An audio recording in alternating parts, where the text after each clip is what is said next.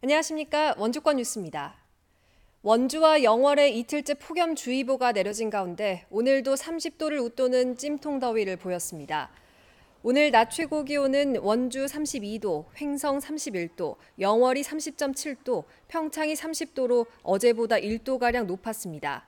습도도 90%를 웃돌면서 한낮 불쾌지수는 횡성과 영월이 매우 높음, 원주와 평창은 높음 수준을 보였습니다. 기상청은 오늘 밤에도 원주와 영월을 중심으로 최저 기온이 25도를 웃도는 열대야 현상이 나타나겠다며 건강관리에 주의를 당부했습니다. 한때 주춤했던 원주시의 인구 증가폭이 올 상반기에는 다시 예년 수준을 회복했습니다. 원주시의 지난 6월 말 기준 인구는 34만 6,536명으로 1년 전에 비해 4,398명이 증가했습니다. 2017년과 18년 사이 2,000명대까지 떨어졌던 인구 증가폭이 다시 4, 5천 명 수준으로 회복된 겁니다. 특히 기업 도시가 들어선 지정면의 인구는 1년 사이 5배 급증하면서 16,000명을 넘어섰습니다.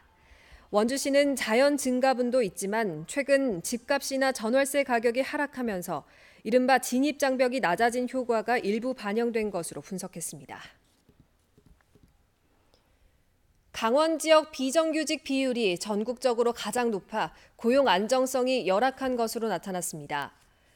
강원도와 통계청에 따르면 지난해 8월 기준 도내 임금 근로자 54만 9천 명 가운데 정규직은 31만 1,000명, 비정규직 23만 8천 명으로 비정규직 비율이 43.35%에 달했습니다.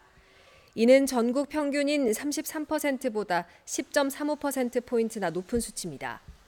이같이 비정규직 비율이 높은 것은 도내 일자리가 서비스 업종과 건설 부문의 한시적 일자리에 집중돼 상대적으로 불안정한 취업 구조를 갖고 있기 때문인 것으로 분석됐습니다. 어제 오후 1시 반쯤 영월군 남면 연당리 인근에서 작업을 하던 70대 남성 박모 씨가 벌에 쏘여 숨졌습니다. 박 씨는 함께 작업을 하던 동료에 의해 병원으로 이송됐지만 끝내 목숨을 잃었습니다. 강원도 소방본부에 따르면 이달 들어 벌집 제거 요청이 하루 평균 100여 건 이상 집중되는 등 다시 날씨가 무더워지면서 관련 출동도 늘어나고 있어 각별한 주의가 필요합니다. 원주 MBC가 이번 주에 보도한 고등학교 교장 갑질 논란과 관련해 교육청이 감사에 나섭니다.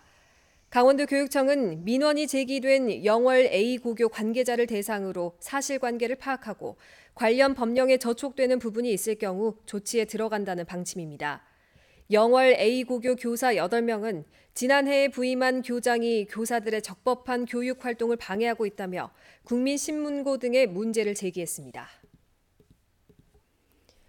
화재 피해를 입은 원주 미로예술중앙시장의 활성화를 위한 골목골목 축제가 열립니다. 다음 달 22일까지 시장 2층에서 진행되는 축제에서는 복잡한 시장 구조를 활용한 좀비런 공포 미션과 미로 골목을 돌며 정해진 과제를 수행하는 이벤트가 펼쳐집니다. 시민들이 참여하는 트롯 페스타와 썸머 할로윈 파티가 열리고 보이는 라디오도 진행됩니다. 참여를 원하는 시민들은 사전 혹은 현장에서 접수하면 됩니다. 평창 대관령에서 열린 2019 평창 세계 태권도 한마당이 닷새간의 열전을 마치고 오늘 폐막했습니다. 전 세계 57개 나라에서 5천여 명의 선수가 참가한 이번 대회에서는 격파와 품새, 태권체조 등의 종목별 경연을 통해 화려한 볼거리를 선보였습니다. 평창군은 이번 대회 기간 약 2만 명이 방문해 지역 경기 활성화에 큰 역할을 했다고 판단하고 내년 대회 유치도 추진하고 있습니다. 원주시 국도대체우회도로 흥업 쉼터 내에 조성된 반려견 놀이터가 개장했습니다. 기존 쉼터 부지의 3분의 1가량인 3,500제곱미터 규모로 조성된 반려견 놀이터 아름들은 안전 펜스와 애견 놀이시설, 급수시설 등을 갖추고 있습니다. 반드시 반려동물 등록을 마친 반려견을 13세 이상의 주인이 목줄을 한 상태로 입장해야 하며 맹견은 출입할 수 없습니다. 뉴스를 마칩니다. 고맙습니다.